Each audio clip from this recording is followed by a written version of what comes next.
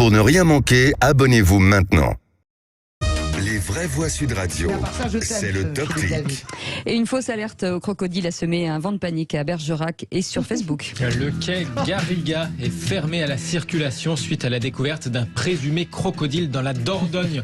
Nous vous invitons à éviter le secteur et à ne pas approcher des lieux. Message publié hier après-midi sur la page Facebook de la ville de Bergerac. Un passant avait appelé les secours après avoir aperçu l'animal dans la rivière.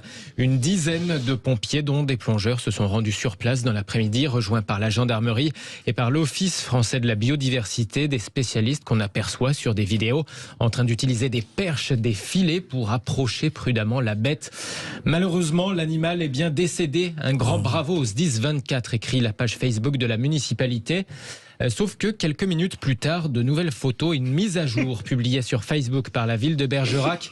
Des photos du fameux crocodile en métal.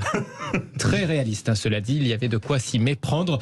Fausse alerte, il s'agissait d'un faux crocodile. Tout va bien, écrit la page Facebook de Bergerac. La municipalité préfère le prendre à la rigolade, mais certains administrés s'agacent quand même dans les commentaires. Ils se demandent si ce serait pas l'œuvre d'un plaisantin qui aurait volontairement conduit les pompiers à se déplacer et à plonger pour rien. C'est caïman dangereux, non? Non, mais c'est vachement flippant, surtout. Autre aurait aimé.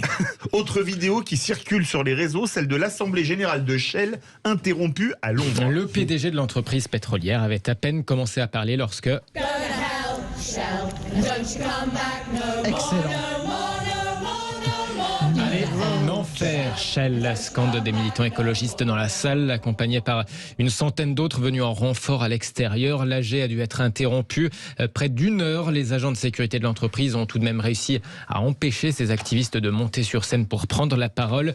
Plusieurs associations d'ailleurs envisagent d'ores et déjà d'en faire autant dans 3 jours pour l'Assemblée Générale de Total Energy.